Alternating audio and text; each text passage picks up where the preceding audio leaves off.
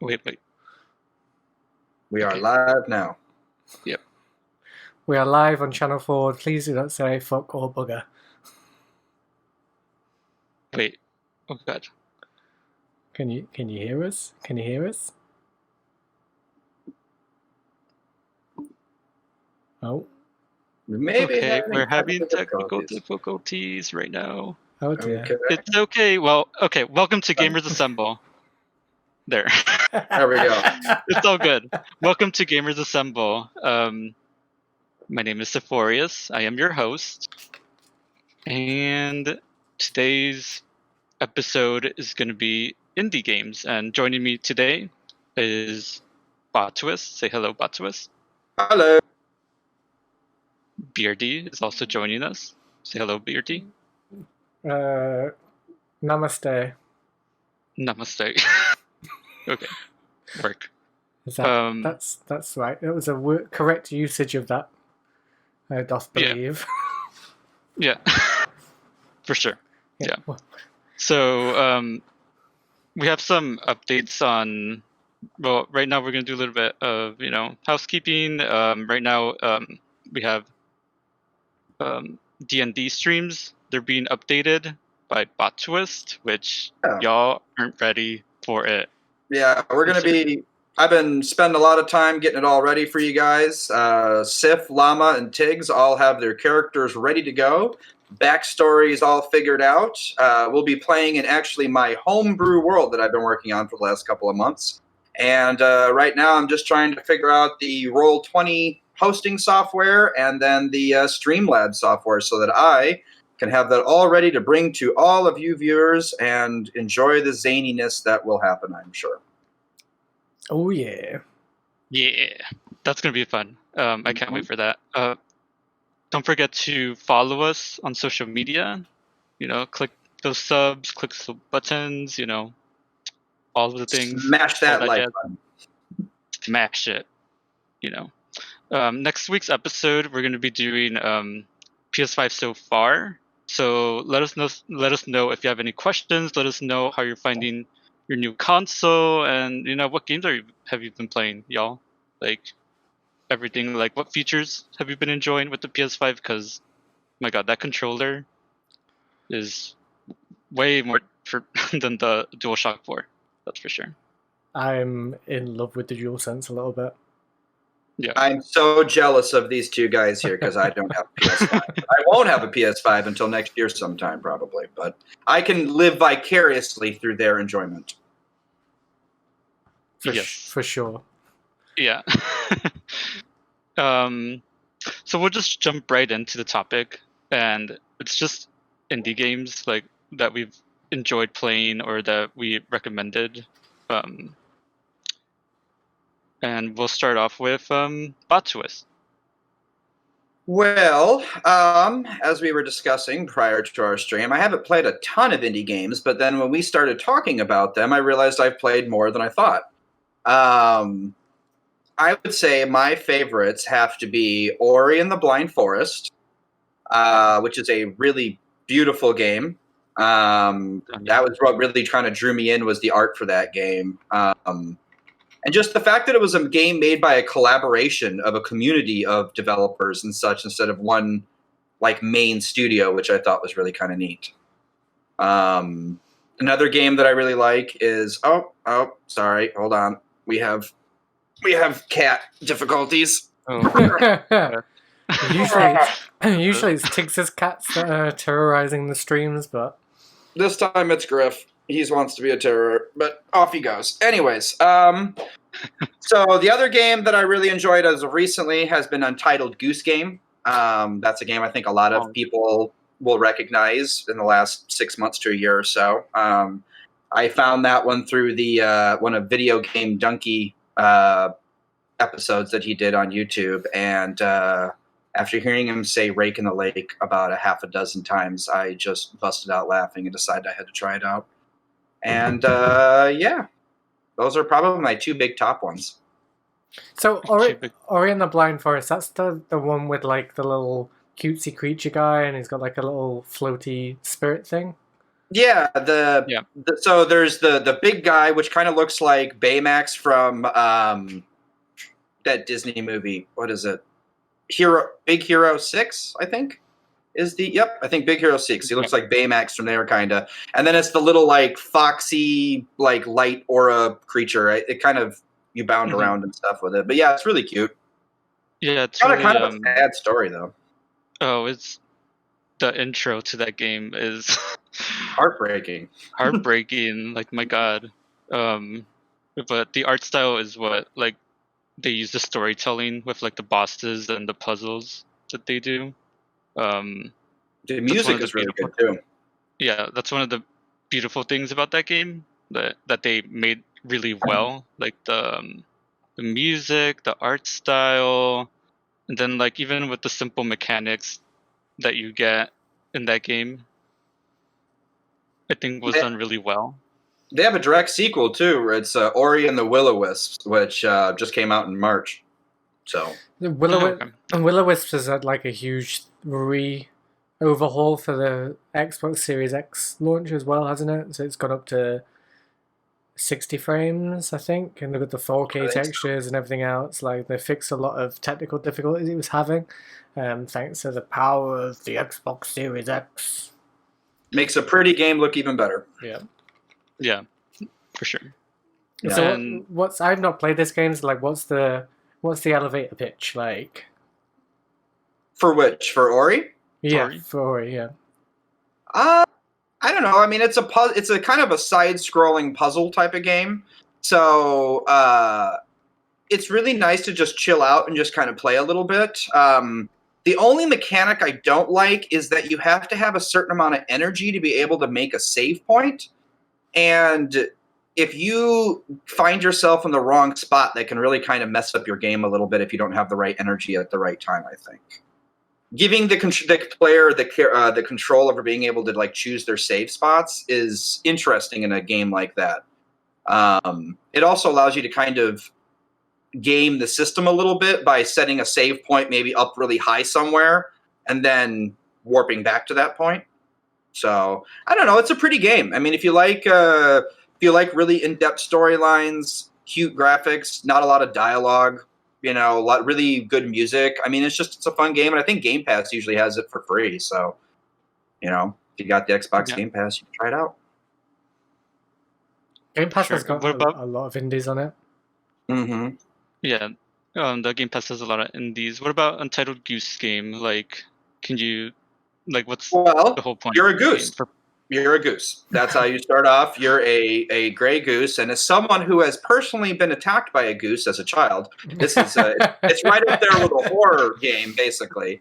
But you play a goose, and basically your job is to annoy the townsfolk, and you get like a list that gets updated as you do different things, and you have to kind of figure out how to use, for lack of a better term, a goose's natural abilities to annoy the township. So like honking, stealing stuff. At one point you actually impersonate a goose statue to fool someone.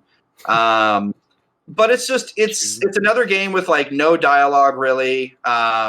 Nothing really noticeable because you're playing just as a goose, but it's a lot of fun. It's different. And I think that's one of the themes that we've been kind of talking about with indie games is that I was just talking to Sif about this before the stream started, is that indie game developers, they're so much more willing to try something weird to make a game, whereas your big AAA studios, if it's not going to make them a buttload of money, they don't want to make it, and that's a lot of the big studios. And the interesting thing about the Untitled Goose Game is that the game developers, who was it that did that? That was, House.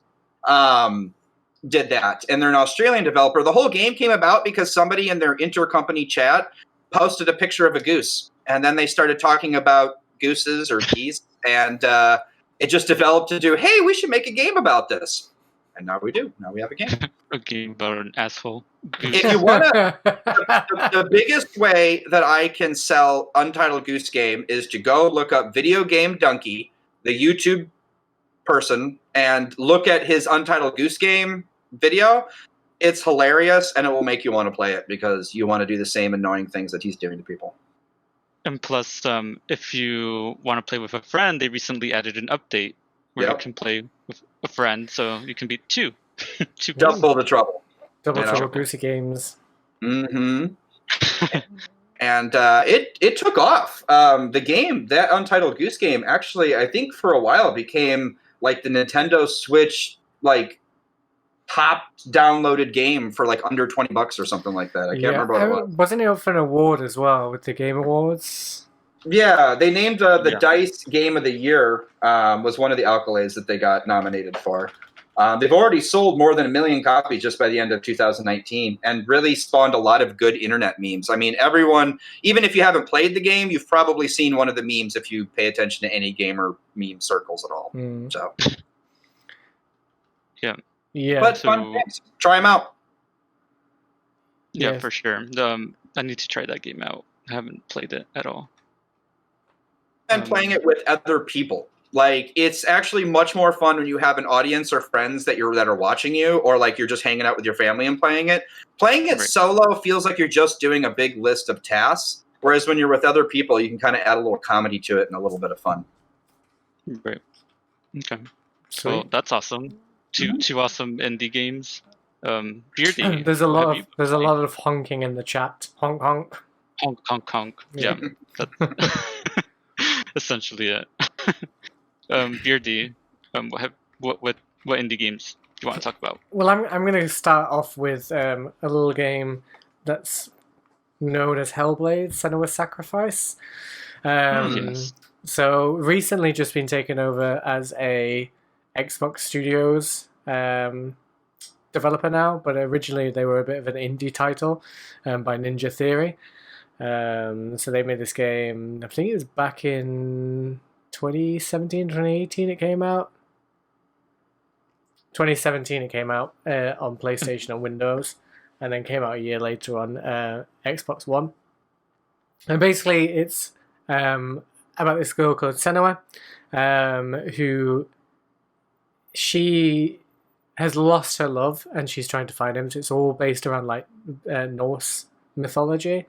And she's trying to go to Hera to get her man back, basically, and just kind of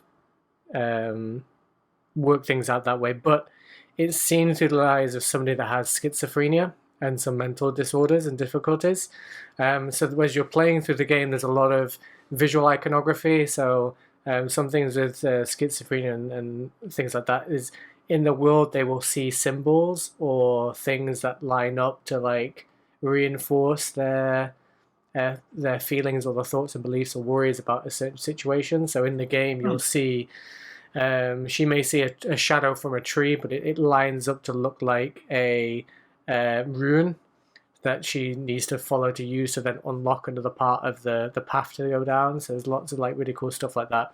And they did some really cool stuff with the audio as well. So they used basically like a microphone with ears for them to be able to do 3D audio, like before everything was a big thing with 3D audio. So the way that they recorded the voices and stuff that they hear, they literally had just people walking around these two ear-shaped microphones, just talking and screaming and shouting and whispering and stuff. So if you play with headphones on, it's absolutely incredible, like the kind of depth and stuff that goes in there.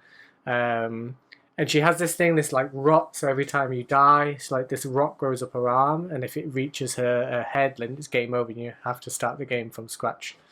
So there's some really interesting mechanics in there. But it was really cool. For me it's the audio that for that game that really stood out the most.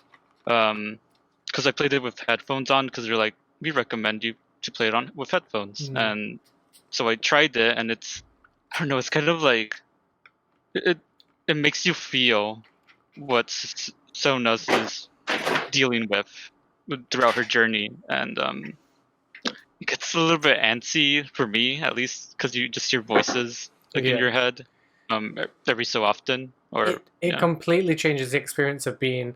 I mean, this is going to sound like I'm saying the same thing twice, but I'll try and emphasize it a different way. So it goes from playing it through TV and listening to what she's hearing, to having these headphones on and actually hearing what she's hearing, as in like, because of the way the camera's angled and everything else, it's third person, quite close over the shoulder kind of angle.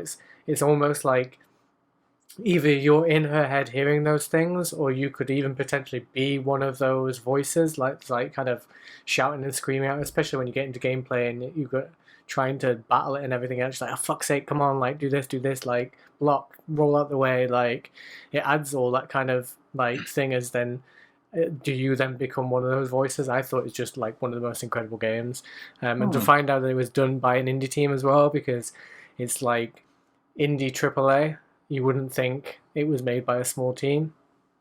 Really good game. Right. And it's not the longest game in the world. I think it's like 12 to 14 hours or something. But definitely worth it. And they've got a sequel coming up as well, which I'm really excited for. Yeah, that one looks good. Can't wait. Yeah. Really cool game. And then the other two games, one of them is a game I've talked about before, so I can't get my words out tonight. Is Moonlighter. So this is a cute little side-scrolly. I guess it's kind of like a dungeon crawler to some extent. So yeah, it's like a dungeon crawler where you like kind of make your shop, I guess. Yeah, so it's like a it's like a dungeon crawler meets a sort of like shop sim. So you have these dungeons that you go to, you run this shop, you go into these dungeons, you fight the creatures, and you keep going and going until you take these bosses down and everything else. And you collect resources from them, so it could be bits of like gloop or pieces of steel or weapons or whatever it is, and you take those back to your shop and then sell them. So then you have to work out the economy. So is an item too highly priced, too lowly priced, like, and get people to come in and spend money, so then you can then in turn use that money to bolster your own supplies, so your own weapons and armor and stuff, but also to invest into the town so that more people are attracted and therefore more sales are going to come through. So that's quite fun. That's a game I tend to go to as like a bit of a chill out and kind of switch off and not actually have to worry about an objective or anything like that. Just kind of play around. I play on the Switch mainly. I do have it on PC as well. So it's kind of a dungeon shop simulator kind of a game? Kind of, yeah. So it's like there's some like, I'm trying to think of the word for it. Metroidvania type things where you have to collect certain things to be able to then go on and open up new paths and all that kind of stuff. There's the dungeon. It's all procedurally generated as well. So like when you go in to a cave or a system or whatever it is, like it's different every single time. And you go in, it's a little bit like, did you play Link's Awakening? The remake and the original. So, you kind of go in and you've got like these branching paths in like a room, so you can go forward or left or right into like a separate room.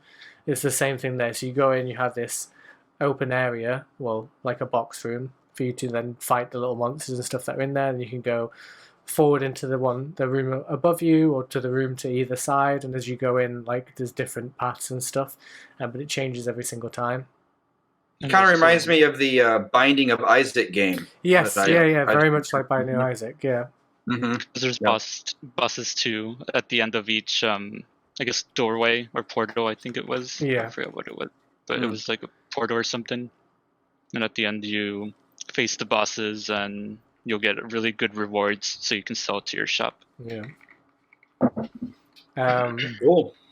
And then my last pick is one that's already come up in the chat. And it's a little game called My Friend Pedro. That game's awesome. Yeah, which I picked up on Game Pass. So it came up on there. I heard loads of good stuff about it, and so I jumped in. I've not really played that much of it, but I have such a fucking good time playing it. It's hilarious. The little banana guy just makes me piss. He's so funny.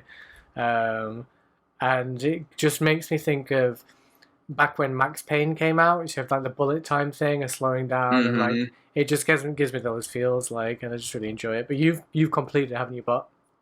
Yeah, I've completed it. I don't know if Hector's in our chat today because I don't have it up in front of me at the moment. But I've actually, Yeah, he's bugging us today, but he's played it a couple of times actually, and even on the hardest mode, and even during a night of like a fun drinking night. It's one of those friends when you have friends over, before COVID, and we would all sit and hang out, and you just watch somebody play it, and it just gets weirder and weirder. The game goes. I like if you haven't gotten through the whole thing, like the last third of the game is. I almost want to say psychedelic. Like it's really weird. Like the game developers really decided to stretch out their legs a little bit with that. So definitely give it a shot. I think you'll enjoy the ending. I mean, I'm not can't say that I'm surprised, seeing as though you got a talking freaking banana following you around. So like, That banana's a jerk now, seriously. oh, I love him. I think he's hilarious. Mm-hmm. I just love his dorky little face as well. He gives me like Ditto feels, and in a Pokemon's TV show, and Ditto takes over another form, and it's just got this like little like dot eye and line mouth. Like, love it. Love it. Yeah, the and then when you like, depending on how well you do in the what do you call it, the stage, you get the letter grade of like how well you did, and the face changes on like the banana every time. It's just little tiny details that make it really engrossing. So weird. I've never played that game. I've heard of it. I haven't played it yet. But it's good fun. I mean, I only fell out of playing it because some of you might know I've had some issues with my Xbox One S, so it's been not playing very nicely with me. So it seems to like want to just piss around with my internet, and therefore I can't get onto my games and play things and blah blah blah. So I've just kind of left it off for a little while, and plus I've got my PS5 to play with, so it's not the end of the world. So yeah, so I've been wanting to get back into it, but like until my Xbox starts playing nice, So you've played it a little bit, and you know like how the game is a lot easier when you turn on the bullet time, right? Yeah. So funny story, Hecto didn't like playing with the bullet time, and so he just played most of the game without it. He is a madman. When he plays shooting games, like first person shooter or anything with like aim, it's game over. It's I don't even play like Call of Duty type games with him because I'm just going to get a headshot constantly. It's not even fun. Yeah. Unless he's on your team, then it's fun. Yeah, for sure. It's always the way. So they're my three top picks. I do need to play more indie games, to be honest with you. I am a bit of a AAA sucker. You show me a big shiny thing, and I'm like, oh yeah, I'm gonna go pick that. So I do need to play more indies. But those are the three that I've played, and they're the ones that I've enjoyed the most. So that's my pick. But I think we should do something where Monsieur Sif gives us some indie titles to go off and play. Yeah. And then we should tell us about them. Yeah, come back and give you our thoughts on them. Okay. Well, I have 4 for you guys for this stream. One of them is called Book of Demons. It's published by, or it's developed, not published. It's developed by a Polish company called Think Trunk, and it's also another company. It's called Sonka SA. I don't know what other games they've made, but this game in particular, it kind of resembles Diablo. Okay. Like the art style is kind of origami, like 2.5D, like for the most part, it's kind of like grid-like too. And I think Diablo is like the closest thing that it would resemble for the most part. Like a top-down view? Does it have like a top-down view? Okay. Yeah, a top-down view. It's interesting because you get maybe like 5 or 6 different difficulties in that game.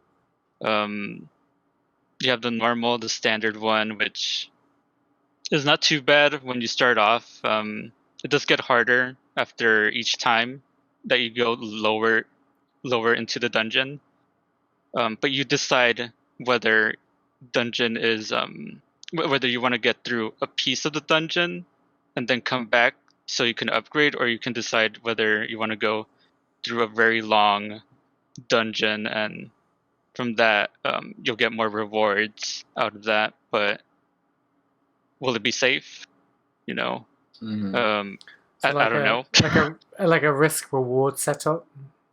Yes. Yeah, it's like a risk reward setup. There's 3 classes you can choose from, which is like the usual warrior, mage, and rogue. But the way you use your spells and items, they're card based. They're like card based, so you have them in your inventory. And if you're playing as a mage, you're gonna get all mage spells available. If you're playing a rogue or whatever, you get all that stuff. And I don't know. I think that game, like right now, I think it's on sale on, at least in the American um, Xbox store, the Microsoft store. And I don't know, that game, it's addicting. Like once you get started with it, because of the combat and then the enemies, you try to click on the enemies to kill them, kind of like, I mean, I guess I wouldn't say clicker heroes, but I wouldn't say that, but it's more or less that. Like, it's a dungeon crawler. You get to decide how hard you want the game to be. If you and the further you go, the more difficulties I think you unlock, if I'm not mistaken. It's fun. I liked it. That was like one of my top games of last year that I played. It came out in 2019, I believe, or no, 2016. Sorry, 2016 in early access, and then it released on consoles later on. Another game that I really enjoyed was FTL, Faster Than Light, which is it came out in 2012. That was probably like one of, I wouldn't say first PC games, but when I first got into Steam, that was one of the games I ended up buying, and It's more one or of less. the. It's a space game, right? I think you're working on like a ship. I think I have a buddy of mine that plays it, and he really enjoys it. Yeah, it's a space game. You have your crew, you have your ship. There's different ship designs, and they have different, I guess, abilities. Like some of them might have better shield, some of them might have better weapons. Maybe they're just stealthy ship. And then the different races of characters, like there's, I think, human. There's like an alien race. Robot race, like they have like different strengths and weaknesses, and you can set them in like in different rooms so they can be learning how to do those roles better. So it's like Sense? you assign the crew members to the different parts of the ship to do their particular tasks, and then they all kind of work together to make the whole ship run.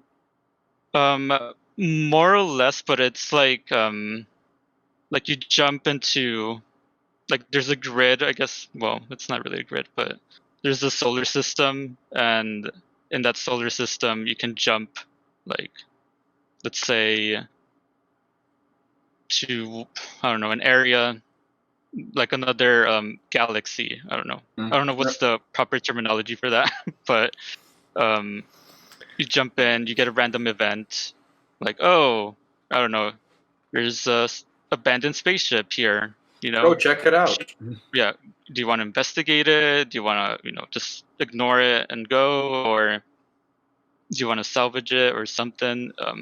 Reminds me a little bit of Eve Online. If anyone's ever tried Eve before, it's a pretty good. No. It's a ship game where you choose your own ship, and there's a lot of like go out and find abandoned spaceship and salvage things and fight pirates and stuff like that, like space pirates. It's pretty cool. That's 3D, right? Kind of. I mean, it's a real top-down view. So, I mean, I guess it's 3D from the sense that there is like a 3D aspect you can zoom into for Eve, but most of the time you play it kind of zoomed out. And when it's zoomed out, it feels very 2D in a lot of ways. Okay.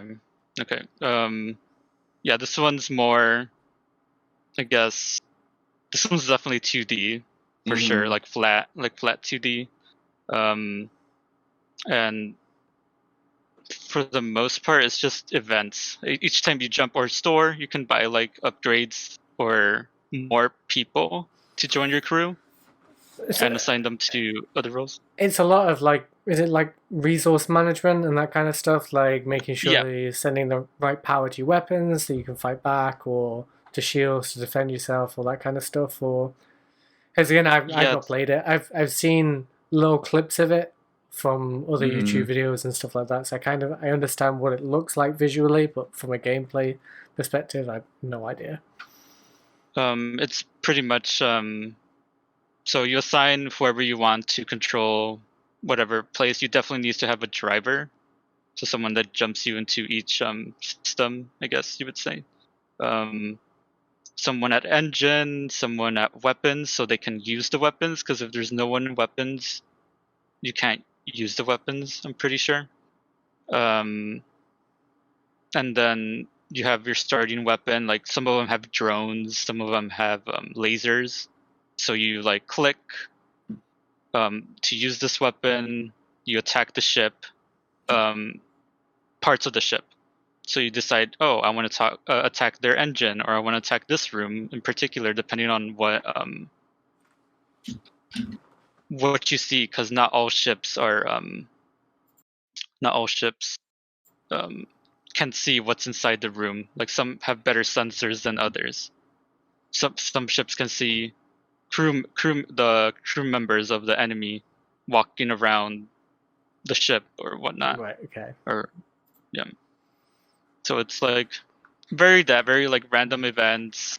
Like you try to get to the end of the thing and fight the boss, and the combat pretty much stays the same throughout the game.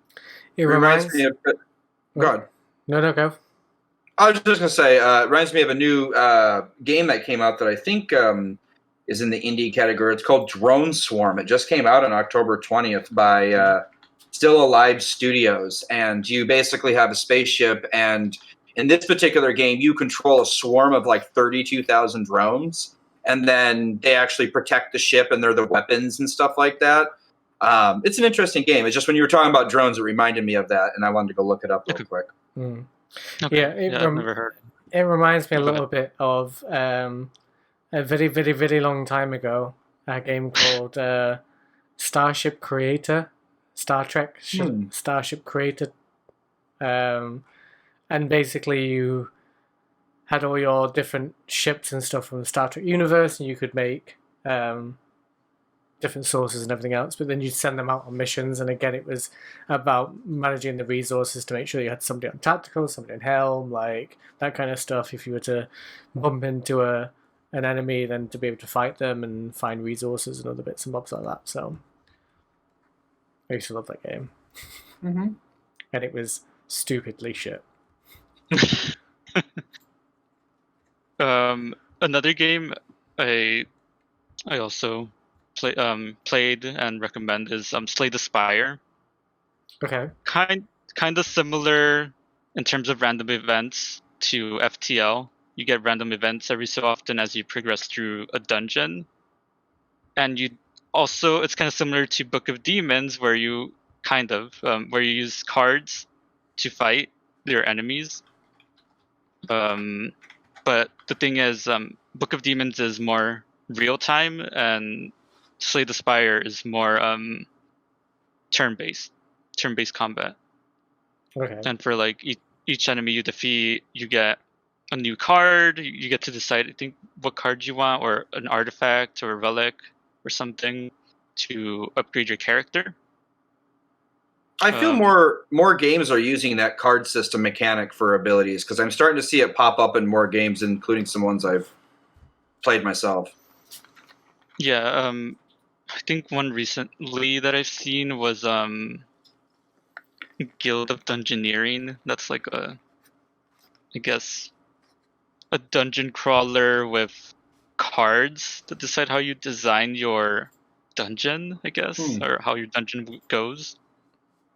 But yeah, Slay the Spire, that one, it released in early access on PC, and it did super well. Like I think the reviews are still overwhelmingly positive for that game, and they keep like putting mods and stuff. And yeah, essentially that's pretty much what you do. There's a speed run, I guess you could say, or time trial or mode where you can like try to defeat the bosses as fast as you can and make it to the leaderboards. Seems like it's built in for the speedrun community. Yeah, and it's also RNG, so something I'm very, very no good at. The whole speed mode malarkey. I like watching them, but I can't do that. Yeah, I mean, I don't mind watching them, but like, I'm hopelessly bad at trying to do anything in a set time frame. Like, no. It's just a big no. Yeah, it's probably a big no for me too, but it's there for Slay the Spire if you ever want to speed run that game. But so there's that game. Another game is Sayonara Wild Hearts. It's like I don't know if you guys heard of it. I've heard about this before, and I really wanna know more about it because a lot. Yeah, I gotta look this up. Okay, yeah, it's like I guess a rhythm. It's about a lady that's heart's broken, and you try to grab all these hearts. It's like a rhythm game. Like I guess the biggest resemblance I would say is kind of like Audio Surf. Oh, this reminds me kind of Jet Radio from the old N64 games days, I think. I used to love Jet Set Radio. Oh, Jet Set Radio, yes, man. Yeah, I love it. I've seen this art style before. I'm trying to remember what game, but I recognize this kind of art style for Sayonara Wild Hearts. I don't remember where though. I don't know. It's made by Simogo. I think that's the name of the company. Simogo. It actually kind of reminds me of some of the early seasons of Ruby, as far as the Ruby. The animation. Yeah, it kind of looks like that. Yeah, I agree. Mm-hmm. And I don't know, like it's the way the story is told for that, with like the lyrics of the song, with the obstacles that you go through and the bosses you fight. That's what makes that game pretty unique in terms of storytelling, right? In my opinion. And the music is good, especially if you love pop music. So it's a rhythm musical type game, but I mean, is there still like enemies you fight or bosses you fight, or is it more about being able to clear stages by being able to keep up the rhythm or anything? It's you collect hearts to get your like score up, and you also fight enemies with quick time events. So with QTs, you'll get QTs, and you'll fight like I don't know, someone riding a motorcycle or something, and that's pretty much the boss fight. I love any game that has a motorcycle, so sold. Period. And yeah, it's I don't know, it's a beautiful game because of the music and because of the way the game designers decided to make those game mechanics be important into storytelling. In my opinion, I like the whole like purple and blue and black kind of theme that they're going with, and pink for like the colors. Like it seems like a lot of the scenes have that as their main color. It's a Switch game, right? Yeah. Yes. Yes. It's on Switch. It's on I think PS4. No, it's not. I think it's just Switch. No, it's not. Switch, PS4, Xbox One, iOS, and PC. It probably just came out for Switch first and then went to the other ones, I would imagine. That's how a lot of games seem to happen. Come out on one system and then spread out to the other ones. Yeah. Yeah. Before I forget, though, the other games, if anyone wants, if anyone's curious about it, Book of Demons is on Switch, PS4, Xbox One, and PC. FTL is on just PC. Slay the Spire is on Switch, PS4, iOS, Xbox One, PC, and I think it's supposed to come out on Android. If anyone wants to download it, try it out for themselves, they're all great games. All the games that we've mentioned so far. I've just thought of one more that I'm going to throw in there as well. It's a game called Gone Home. I don't know if you've ever played it. Yes. Yeah, so it's like I completely forgot about it until somebody in chat was said it's also very queer, and I was like, oh wait, no, I did play an indie game about a queer person. So it's like a point and click first person exploration game. So like you go around the house and it plays out like almost like a horror style, so it feels very creepy. I was gonna say, yeah, it looks horror. Like the pictures look horror-esque as far as the game. Yeah, so you go in and you're supposed to go see your sister, and you go in and it feels like there's something's not right, and there's the creepiness going on, and like all this other stuff, and then it turns out it's all about the whole story is about her sister and the relationship she has with her sister, and her sister actually being a lesbian, and her coming out and finding love and having a partner and telling her parents and coming out and all this other stuff. And it's fantastically done, like, because of how it sets you up for one thing and completely subverts your expectations and delivers you a really heart-touching, heartwarming story. It seems like a whole coming out story could definitely translate well to a horror genre, I bet, for a lot of people. Yeah. Yeah, if we're talking about LGBTQ games, there's one that I haven't played yet, but I'm gonna start it and I'll stream it. It's called Arcade Spirits. I don't know if you've heard it. It's like from my understanding, it's a dating, I guess, visual novel sort of thing. From my understanding of it, for what I remember about it. But a lot of people seem to really like that game. From what I've seen, they keep recommending me that game to play and to try out. Well, give the viewers what they want, Sif. Llama's just said in chat, oh my god, Beardy, I love that game. It's such a good game. I can't believe I forgot about Gone Home. That's my bad. So what you guys been playing lately? What have you been playing? Well, I would say most of my time has been dedicated to getting this D&D stream of ours up and going, because there's a lot to learn, and I have to write a whole world and learn software and all that stuff. But other than that, when I need to take my brain off of that, I've been playing the most recent Shooting Star event in Genshin Impact, because it's such a good game for me to just plug in, play for a little while. You can do stuff within 30 minutes. You still feel like you made some progress, and then just log out anywhere, and you don't have to really worry about where you're at. So they've got a new event going on right now, and I'm saving up a bunch of the in-game currency so I can get the new character that's coming out soon, which is Zhongli, and I'm really looking forward. It'll be a lot of fun. Oh, that's cool. Have you rolled any good characters so far? I got Klee, which is one of the 5-star fire characters, the pyro characters, and she is night and day difference as far as like fun. Like, I played a lot of League of Legends, and one of my mains was Ziggs, who throws the bombs in that game, and Klee is just like that. So she's also adorable. Like, whenever she's running and she stops, her little backpack comes up, and then it comes back down. It's just absolutely adorable. Tip for anybody who plays that game: if the AFK sounds get kind of irritating with the players, just put on the Traveler. He doesn't say anything. You don't have to listen to it. In fact, last night I went away from my computer for a while, and I decided I was torturing one of my housemates here, and so I left it on one of the other characters on AFK, and it just repeats the same voice lines over and over again.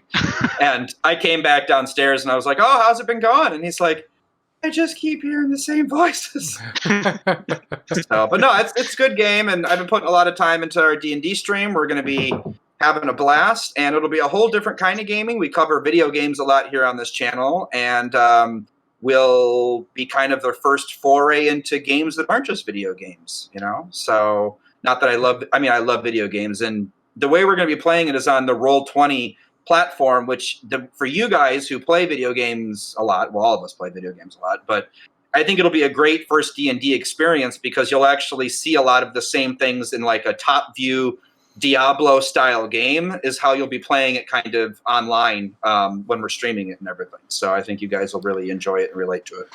I'm really looking forward to seeing what you guys come up with because I've never played D&D in my life. It's never been anything that I'm interested in, but I always think it's fascinating, like the idea of playing it and the amount of time and effort and stuff that goes into creating these worlds and these characters and these runs and stuff. So I'm actually really looking forward to watching it. Well, for any D&D player, this is cliche, but I recommend highly to go watch the Critical Role series. They're on YouTube, and Matthew Mercer is the dungeon master for their game. They've been doing it for years. They are an absolutely awesome group of people. It's all these voice actors that are playing D&D, and Matthew Mercer is the guy who runs it. And if you go do a search of these different players, you'll actually find that they are the main voice for many of the video games that all of us have played for years. Like, you go look up Matthew Mercer, and his credit load is just this long of games that he's done the voice for. And so, yeah, anybody who's looking to get into D&D, feel free to hit me up on Twitter if anybody wants to talk about it. Otherwise, watch Critical Role. You will not regret it. Just the sound issues are a little rough for the first couple episodes, but they get it worked out. Alrighty. Beardy, what you been playing? Well, I may have got my little hands on a old PS5, so obviously my life is now devoted to the PlayStation 5. I have the Church of the Thick, Tall, White Wi-Fi box. It was totally easy for you to get that, wasn't it, Beardy? It was easy, right? No problems at all to get it? No problems at all, no. Wasn't worried in the slightest. That wasn't going to turn up or anything. But touch wood, everything was fine. So, my main thing has been Miles Morales. So I've been playing the new Spider-Man game, which has been that awesome. Looks good. It is so good. Awesome. Like the story seems really fun as well. For anyone that's watched, I mean, my Spider-Man thing was the 90s cartoon. Mm-hmm. And that was my Spider-Man reference for my life. I was never really into the comics or anything like that.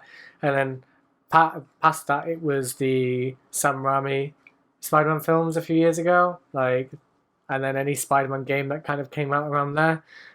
So Miles Morales is a character that I only really discovered when they brought Into the Spider-Verse out.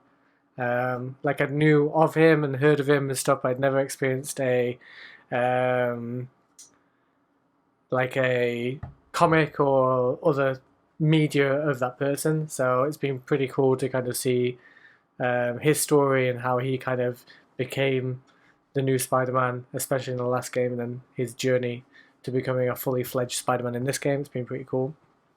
That those Spider-Man games that are exclusive to PlayStation, those games are games that make me actually want to buy a PlayStation. Like that, the last one, the one for the PS4 that became really big, like that game looks so gorgeous, and the Miles Morales version, one of it, is even better. And that'll probably be the first games that I'll be picking up when I get a PlayStation 4. Yeah, they are just incredible. The two games, again, the first one dealt with Spider-Man in a way that doesn't really often get done. So it was like, how Spider-Man becomes Spider-Man. We're not going to tell an origin story or anything like that. We're going to pick up with Peter, I think it's 8 years after he first dons on the suit and stuff. And so he's a bit more sure of himself, a bit more sure of who he is as a superhero and those kind of things, and kind of going on that story with him, which was such a good thing. And the twist in there, what they did towards the end, I was crying my eyes out. It's such a good story. I'm not going to say spoilers. No spoilers. But everyone that's played that game will know what I'm talking about. I bored like a bitch. It's definitely worth going through. So yeah, and Miles Morales has just been amazing. The things that they're doing with it, with the controller and stuff's just blown me away. I got goosebumps flying around that city every single time. It's so good. What about the kitty? I've not got the kitty yet. Mm. And I'm looking for Kitty. I'm looking for Backpack Kitty, but I can't. I've not found him yet, so I don't know if I've just missed something or what. But there's a suit that seems to be tied into it, and it's I know what I need to do to get this said suit, but I've just not had the mission prompts come up just yet for it. So I think I'm just need to get a little bit further into the story before it happens.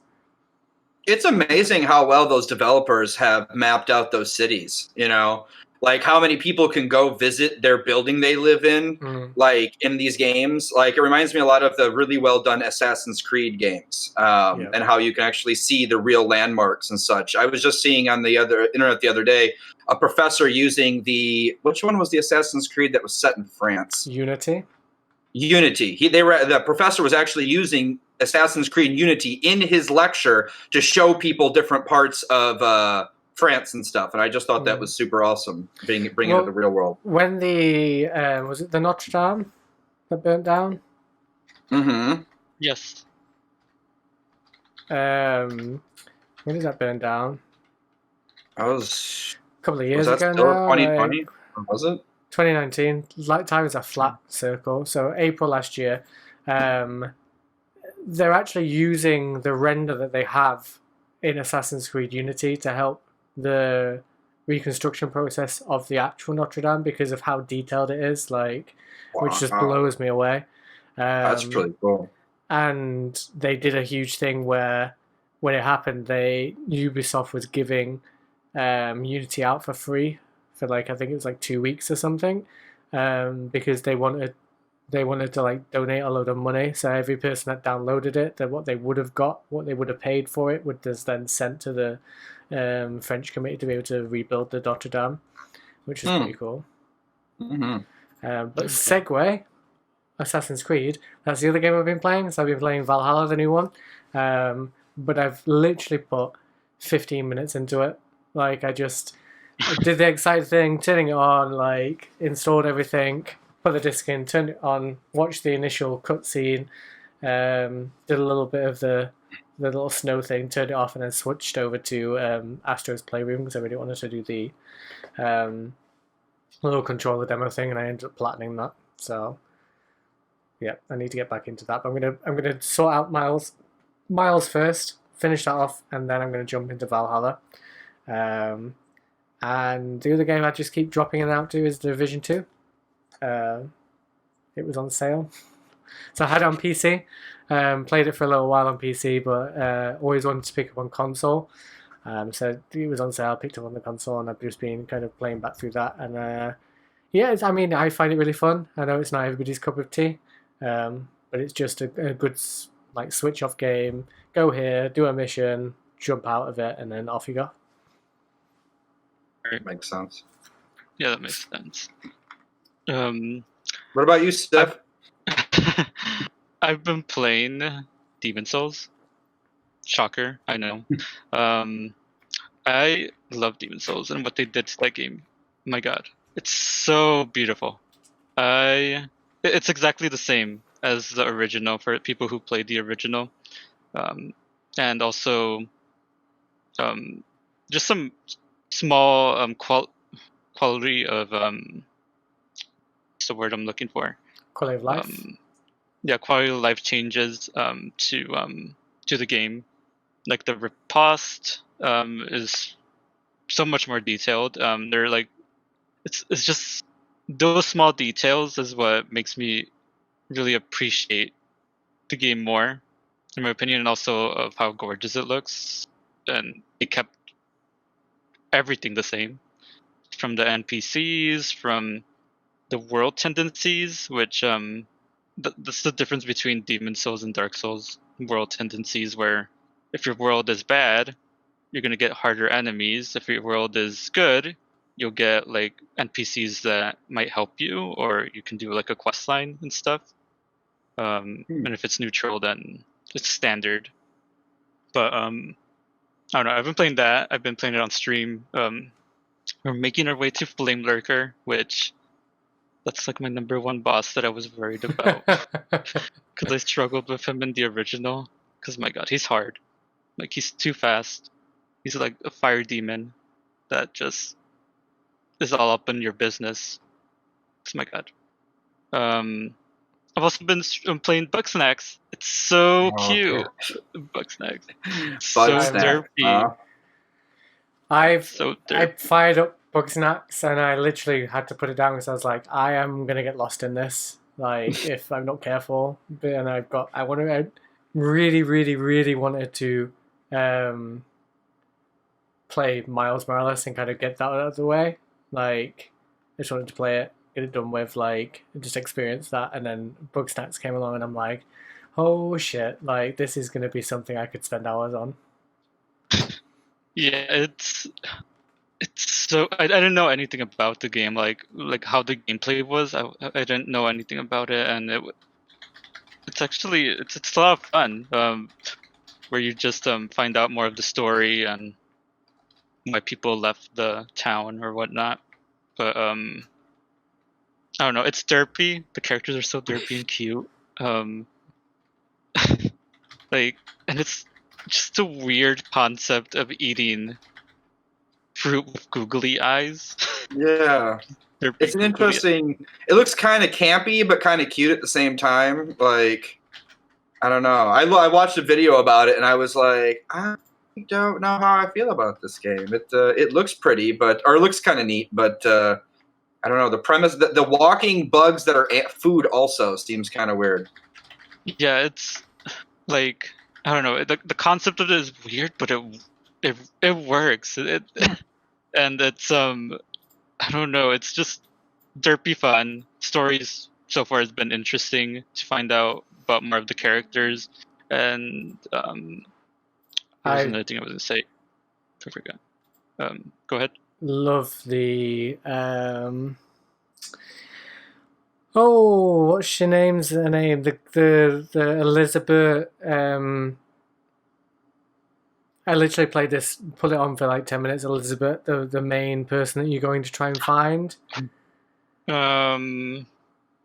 Like shit, all, I forgot her name. yeah, all the characters in that are just hilarious. The woman that works for the newspaper, who's just like gives Yeah. you a hard time at the beginning. Like, I was howling. She's so funny. Like, I think it's one of those games where you can have a real good time with it. Like, Yeah. It kind of reminds me of Psychonauts a bit, like the weirdness. I did play that. Yeah, it kind of like reminds me of that, but it's not exactly like that. If that makes sense. yeah. It's like I don't know. It's the feeding for me. That's the and how it just changes the character. It's a bit weird, and there's like so many different things you can catch. And these developers made. I don't know if you've played Octodad. They've made Octodad. Yeah. Yeah, it's they're the ones that made it. Yeah, so I've been playing that. I've been playing Dead by Daylight, waiting for Miss Elodie. I don't think that's how you pronounce her name, but that's at the moment. I've been waiting for Elodie and the twins. Pretty much just leveling up my Felix to get all the perks in the game, and I'm kind of enjoying the changes they made for Bloodlust, where the killer doesn't get an advantage anymore for chasing for too long. Now they have to like decide whether should I chase them or should I stop chasing them and go after somebody else instead. I'm curious to see what they get out of that data, because it's only going to be I think today's the last day, or tomorrow morning. But I don't know. I'm excited for the new killer, new survivor. I can't wait to slam a pallet when I'm trying to wiggle out of out of their grasp. Just slam a pallet. Honestly.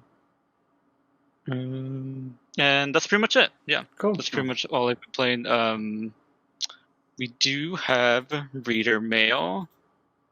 Let's see. Give me 1 second. Okay. Okay, we got reader mail. Let's see. Okay. The reader mail says, "Hey there. First of all, I want to say I have been really enjoying the podcast. I feel like I can really get a feel of who each of you are, and you all seem to have a very clear point of view. This week's topic definitely provoked a response. It's safe to say Inara made so many excellent points that got me really fired up. Mobile games are a huge dumpster fire, and I hate how they've infected other platforms. They're the greasy used car salesmen of the games industry. I try to avoid purchases in game. I get that free game apps need to make their money somewhere, but the price gouging um, is next level. Plus, the ads every 3 seconds that advertise games as something they're not. Cough. Gardenscapes, cop. Yeah. And pop-up sale windows are so irritating. Anyway, I'm curious how many of you play for trophies. Who's got the most? Which games have you gone platinum on? Thanks for sharing, Zach. So thank you, Zach, for your reader mail. Who has the most trophies? I think it's going to be you. Probably. I don't trophy hunt, but I will tell you that Gardenscapes ad where you like move the little levers to like have the stuff drop down, I would play a whole game that was that way. So I really wish they would make that. Oh yeah. A lot of the joke games that they put in the ads are like the scenes from the ad games. Like I would actually play those. I just wish they'd make the whole game that way. But whatever. Yeah. I fall away from those traps as soon as they come up. I just hate the ads constantly popping up. That's why I don't really do mobile gaming that much. It's just ads after ads after ads. But I feel like mobile gaming has been improving throughout the years, and how Xbox with the what's it called? xCloud. I think that's what it's called. I don't remember. But where you can play your Xbox games on mobile. Oh yeah, they've just done that.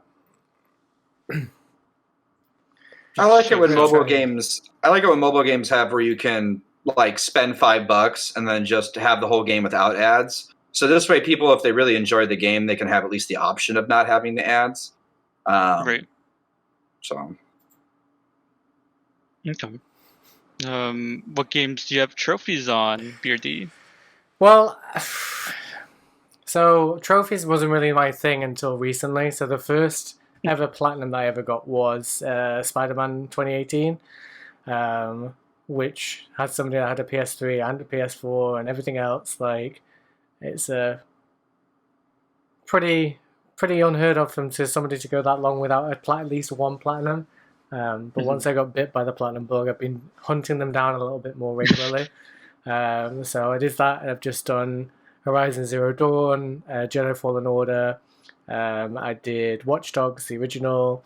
I did Ghost of Tsushima and Astro's Playroom. So they're my seven platinums at the minute. And then obviously Miles Morales will be another platinum. Valhalla will be another. Oh, Assassin's Creed Odyssey Origins, that was another platinum. Valhalla will be one, and I'm going to try and do as many platinums as I can, so try and finish off games before I kind of move on to the next one. Which brings me on to the Demon Souls. I keep tempting myself to try and buy it, but I know I shouldn't do it because I'm not very good at those games. However, Demon Souls 3, I've made myself a promise that I'm going to try and complete it, and if I can complete it, then I'll get Dark Souls, then I'll get Demon Souls. Okay. I am not going to mention all the trophies. All platinum. There's too many. Is there any real reason to it? Does doing platinum hunting, does it give you anything, or is it mostly just shows up on your profile as kind of like bragging rights? Yeah, kind of, yeah. I mean, there's a new level system now. So it used to be like 1 to 100, but now it's like 1 to 999.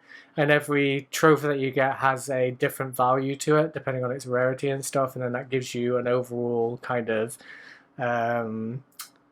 level.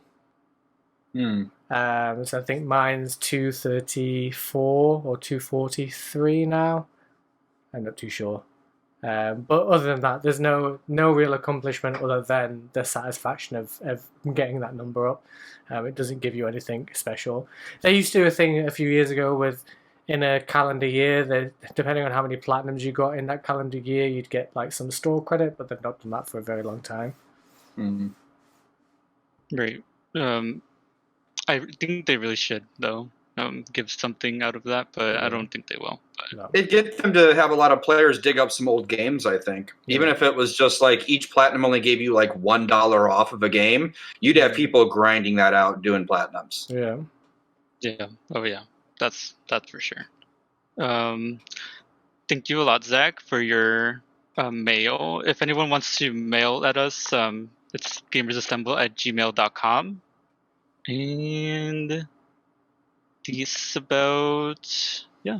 So that comes to the end of our show. Mm-hmm. So, Indie until games, awesome. yeah, indie games. Woo! Support your local indie developer. They need Oh, it God. because Yes. that's how we get more. Support indie game developers because they deserve it. They really do. Just as much as a AAA game, If not more. yeah, if not more. Yeah. Oh yeah. Thank you for everyone stopping by. Thank you for joining us, and until the until the next. wait. Hold up. There we go. Hold up. All right. Hold up. Okay. Until the next time the gamers assemble, keep calm and game on. Yeah, there you go. Period. Period. Thank you to everybody Period. that's watched as well. And Poogers, I hope you find the podcast that you're looking for. Ta-ra, kids.